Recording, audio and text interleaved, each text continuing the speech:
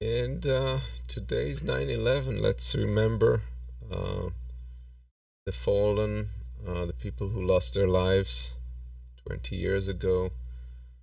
And it's hard not to put this in the context of Afghanistan, where it feels like we're where we started 20 years ago after 9/11. And it's without much to show for. And when you look at all the things that have been done since then, it really hasn't worked out very well. In spite of all the intentions, that hasn't brought freedom to Afghanistan. It has not gotten equality for women really to get established there. There were little islands of such privilege, but that was pretty much a Now they're in privilege. the handmaiden's tale. They're back to where they were pretty much, but it was like that all along in smaller villages and rural areas. There were just there were some exceptions to it, and they have not saved from a corrupt government. They, in fact, there's a book now written. I forget the name of it, but there's a book written about the lies of the Obama and Trump administration, about the corruption of the Afghani government, and how they were exploiting their population, or not acting in their interest, and we were supporting that government. So on the whole, and considering all the people who got hurt from military activity in Afghanistan, there was a lot of people hurt there. So the whole thing just went off, like it became a shit show, um, which we can recognize and we should learn from.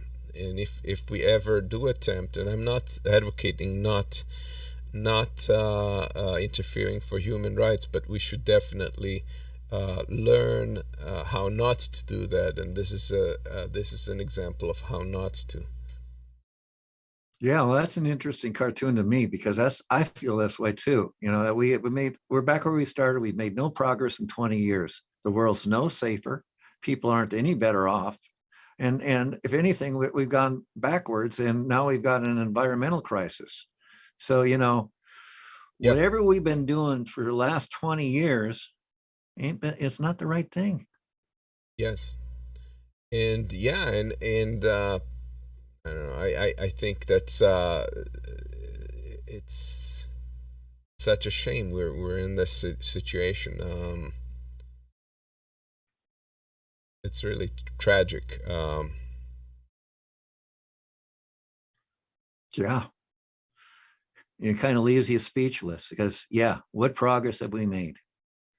In terms of, you know, we've got terrorists. I mean, And Syria's still all messed up. It's, it's no safer anywhere. I did not realize that until recently. But at the time, the Taliban, when it became clear that the U.S. was about to get in there and overthrow them, they kind of raised the white flag, and they were pretty much willing to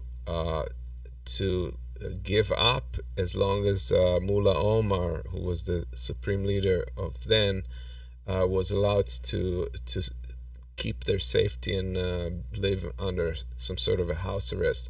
And the U.S. at the time, and the Bush administration, declined that. Just imagine if they've done that in place of going in and creating all this mess that kind of like happened as a chain reaction, we would have been in a completely different situation. The hubris that they had to reject that offer is incredible.